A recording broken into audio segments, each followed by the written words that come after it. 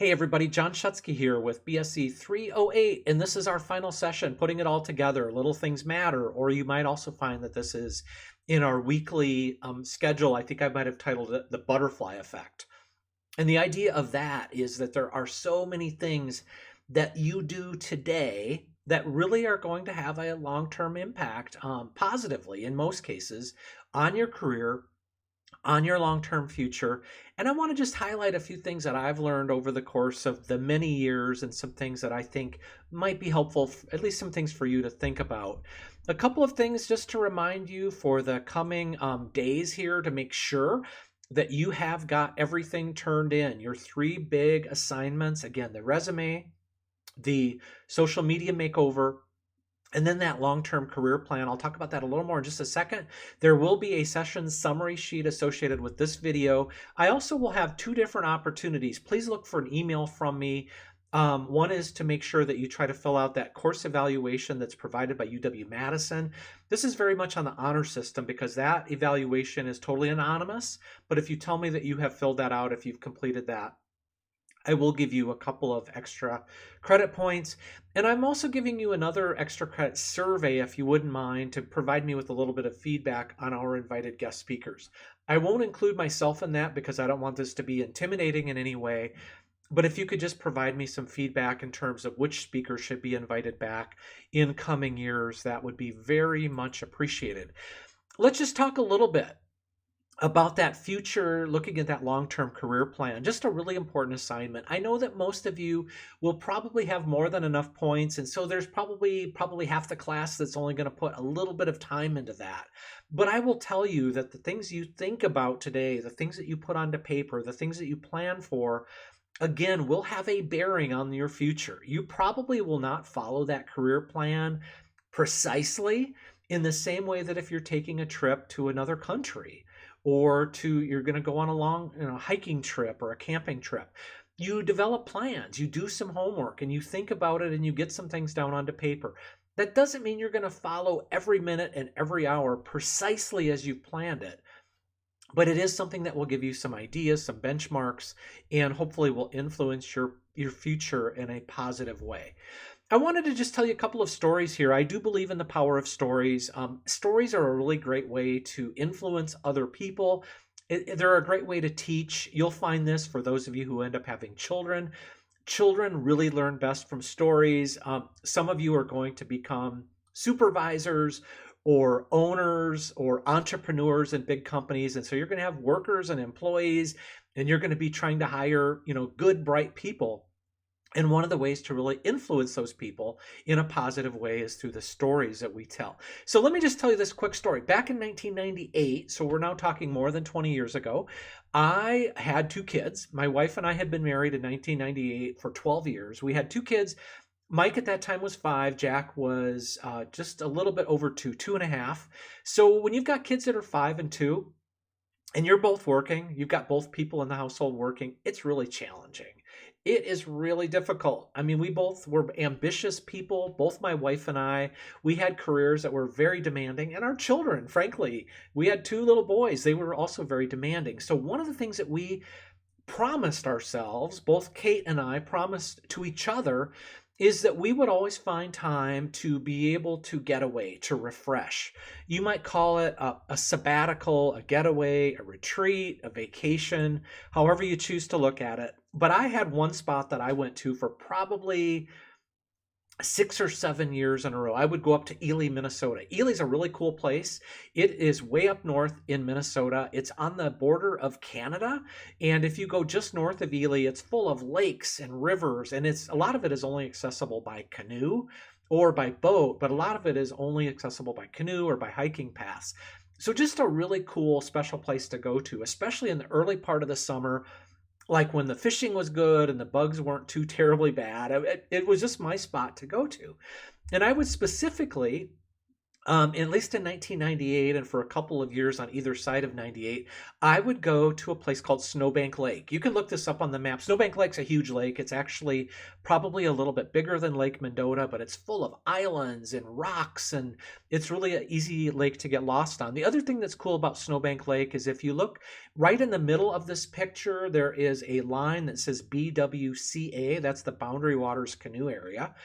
So if you would go to the right side of the line, it was only accessible by canoe. If you would go to the left-hand side of it, you could use a small boat, or you could do what I used to do, and that was to haul a canoe inside of a boat. I would actually camp on the island in the middle of the lake. It's called Harry's Island. I don't know if you can see that.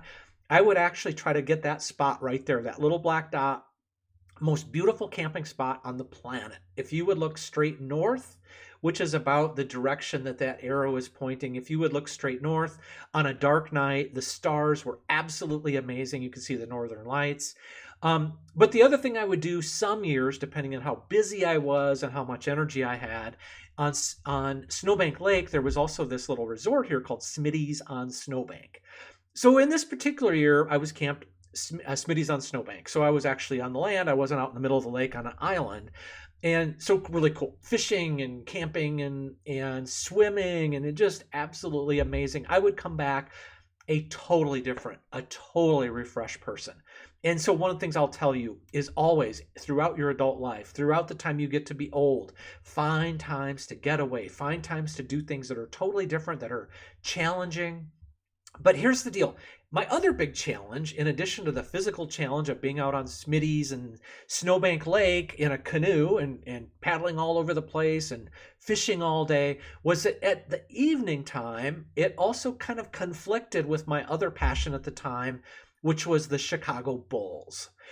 Just real quickly, back in the early 1970s, when I was little, my dad would get tickets we'd go see the Bulls. The Bulls had absolutely terrible teams back in the early 1970s. So we would drive to Chicago probably 4, 5, 6 times a year. And my dad was able to get, they called them VIP tickets. They were only $10 per ticket. And they were essentially folding chairs that were set up right on the side of the basketball court. And you could talk to the players like you were really close to the action. If people dove, like if a player dove for a loose ball, right, sometimes they'd be right there at your feet. So for me as a kid who was like fourth grade, this was like the coolest thing in the world.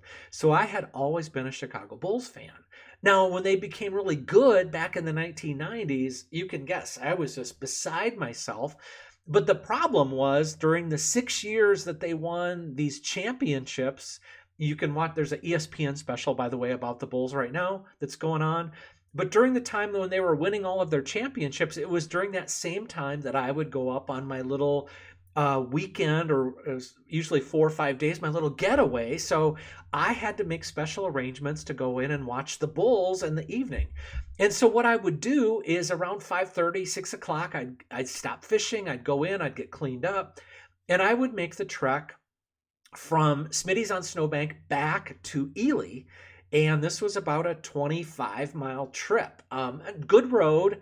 And when you would go there, it would usually be bright, daylight, 5:30, 6 o'clock in the evening in the first week of June, lots of daylight. But the games wouldn't get over until close to 11 o'clock, maybe 10:30. And so the drive back could be really exciting. I mean, you would see wildlife galore. You would see wolves and moose and deer and porcupines and all different kinds of things I had never seen before. So you had to be really, really super careful, but it was a blast. And this is how I spent my summers, like I said, for several years in a row. So 1998, I make the trek in, again, 6 o'clock, 7 o'clock. I can't remember. The game probably started at 7. I go into this brew pub. At that time, it was called Cranberry Bar and Grill. Now it's called Boathouse Restaurant and Brew Pub in downtown Ely. And I would usually have the place to myself. I would find the big screen TV. I'd order myself some food and a beer, and I'd sit down, and I would spend the next 3.5 hours watching basketball. Well, this one particular night in June in 1998, I get to Cranberry, and there are these 3 old dudes that are sitting at my favorite table and right in front of the big screen TV. And it was like, these guys were like in my place, but they invited me. They could see I was a little bit annoyed. They invited me to come over and sit by them, which I did. And when I would go away on these weekends, I like to kind of be by myself. I wasn't a big talker. I still, to some extent, I don't do real well with small talk, but they had all kinds of questions. They wanted to know everything about me. They thought it was so cool that I had little kids at home, that my wife was working full time, but that we both allowed ourselves this time to go out and, experience nature. They were three guys that were all in their upper 70s. They all had been very successful in their careers and in their lives. They were also, just like me, I'd been going away at that time for 2 or 3 years, but they were away for their 10th year at what they called fishing camp. I put fishing camp in quotation marks because I tried to quiz them about, so what's biting and what kind of fish are you catching? And they were kind of vague. I don't know that they were actually really fishing, but they were away at fishing camp. They were from Chicago, and one of the guys was from Minneapolis. And the thing that struck me about these old men is they were so happy. They were so content.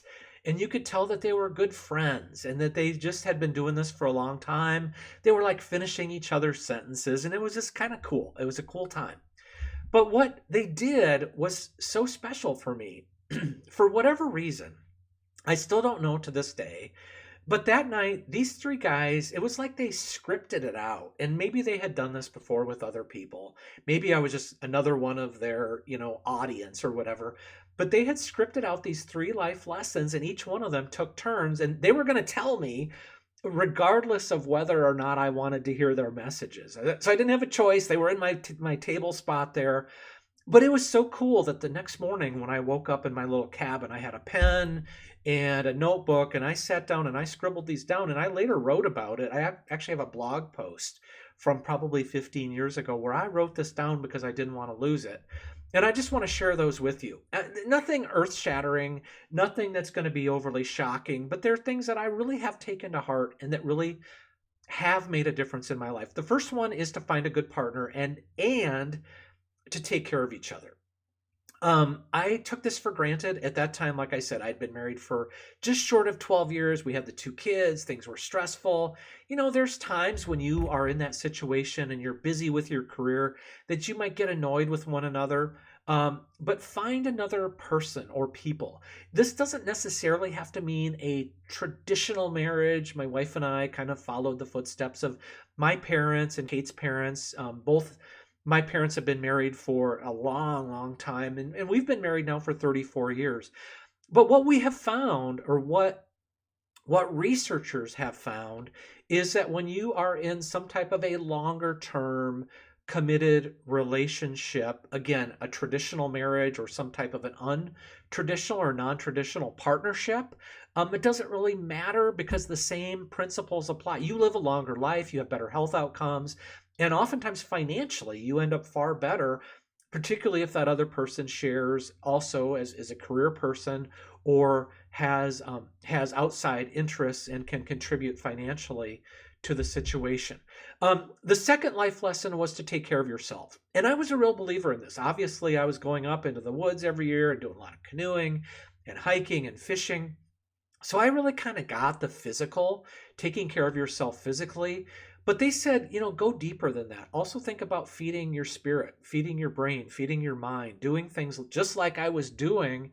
But they said, it's going to be easy. When your kids get to be a little bit older, when they get to be teenagers and life gets even more challenging and your work gets even more challenging, that mental and spiritual health it's going to try to find a way to get away from you. And you really do need to work hard. So for me, that includes hobbies. That includes learning new things, learning to play music. I've talked a little bit, I think, about doing guitar lessons. And what I have found in my life is that those outside interests get squeezed out by regular life. And you really do need to find ways to cultivate those, to be purposeful, and to find ways to get out in nature, to go for walks, to be physically active. The last of these life lessons that they talked about was to place your faith in compound interest, investing in time, investments in time, investments in money. I think you're all quite aware of this notion of compound interest. Encourage you to go on to the web, just search compound interest calculator, look at something simple. like investing $50 a month compound interest over the next 30 years. And you'll find that even a small investment, $50 a month, doesn't seem like a lot. And it's $600 a year, which doesn't seem like a lot. But if you multiply that out over a 30-year period and you compound the return on that investment, you will be quite amazed. You'll be quite shocked at what you're able to do with a relatively small amount of investment. The other thing that's very much directly related to this, a couple of our speakers, I believe Neil and Naomi, talked about the importance of taking advantage of matching contributions. So traditional pensions are not very common anymore, but you will have the opportunity to invest in stock funds and 401ks.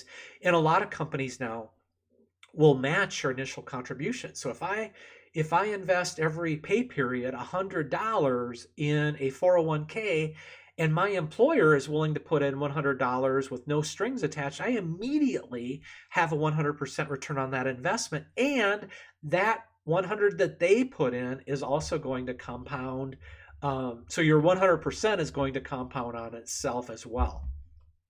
Related to that, and hang with me here for a second, is something called the rule of 72s. And the rule of 72 says if I take 72 and I divide it by the rate of return on an investment, it's going to tell me the time that it takes for that investment to double, assuming that my interest is compounded. So let's just use an example to make the math easy. If I have an account and I'm able to earn 6% per year, 72 divided by 6, it means in 12 years, that return on investment is going to double. So if I invest $15,000 today, in 12 years, I've got $30,000, and 30 becomes 60, 60 becomes 120. Now, 6% might seem like a relatively low rate of return. If you take a look, for example, at Apple technology, Apple computers, the makers of the iPhone and the iPad. My wife and I have done a little bit of investing in Apple, not a lot, but they return at a rate of, it's been about 20% over the last 10 or 12 or 13 years. So 72 divided by 20% means that every 3.6 years, my investment is going to double. So we started out maybe $2,000, 2 became 4, 4 became 8, 8 will become 16 every 3.6 years. So that's what's really important about compound interest. Again, the rule of 72. But let me take this even a little bit further and to say that you also are able to compound the investments in the growth that you make for yourself as a person. A way to look at this, and look at the bottom of this slide. How do you do it? You can grow yourself as a person. You can invest in yourself as a person by learning new things, by traveling, because traveling, a big benefit of traveling is learning and experiencing and seeing the way other people live their lives and how other societies operate. Another way that you can invest in yourself is through exercise and physical activity, or as I talked about, feeding your spirit, whether that's learning to play an instrument or enjoying music. Some people meditate, some people practice yoga or techniques related to mindfulness and other types of more physical as well as mental, again, feeding your spirit. So the idea is if you can find a way multiple ways to invest in yourself. And let's just say that you change yourself 1% per week. 1/100th of you gets changed.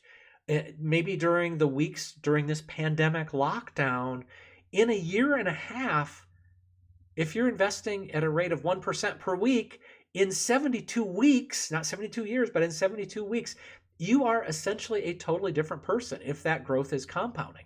Or if you change 1% per day, there are people who go on long trips, long sabbaticals, long hikes, long bicycle rides. People who travel around the world are easily investing in themselves at a rate of 1% per day. But if you're investing 1% per day in 72 days, you are a totally different person.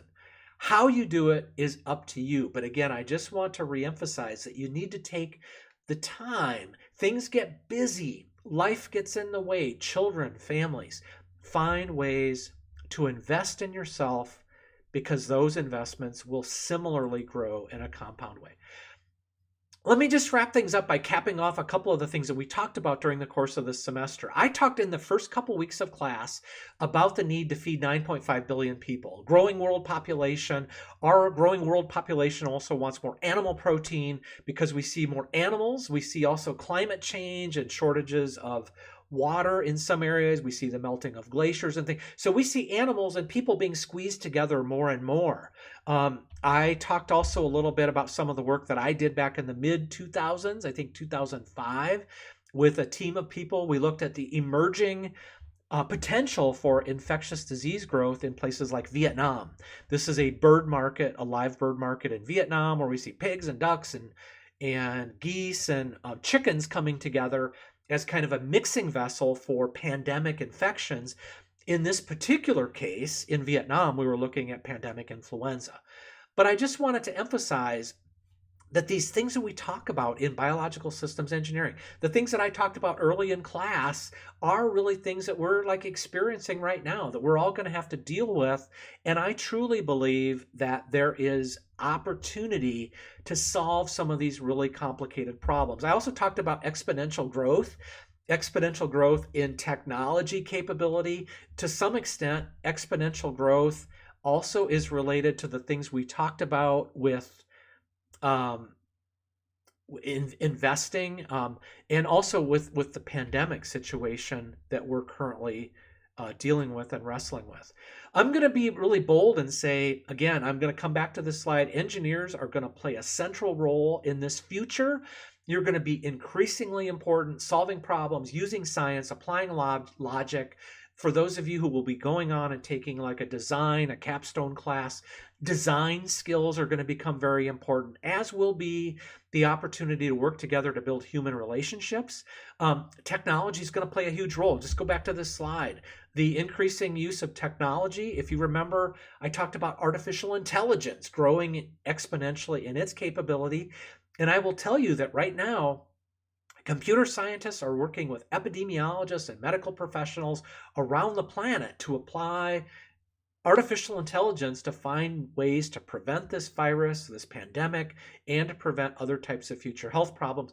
The other thing I'll say in terms of the role of engineers, there will be some scientists in the next 12 to 18 months who will invent or develop or discover a vaccine, and it will be absolutely essential that engineers be part of that solution, because if they develop it in a test tube in a laboratory in Europe or the United States or some other part of the world, we're going to need engineers to rapidly scale up the development of new production methods and technologies and ways of actually impacting this problem in a real meaningful way. So the stakes are real. This is real stuff. The things we've talked about in this class are real, and I believe that they present more challenges than ever has been the case in the past. I would like to thank you for an enjoyable semester. It was actually far more enjoyable when I was able to meet together with you guys every Monday, face to face, but I do hope you've learned something. Please do share if you've enjoyed this class. Please do share that with other students. I would like to continue to grow this class over time. I look forward to seeing many of you next fall in the fall semester. And have a great summer. Stay healthy, stay safe, and I will see you soon. Thank you.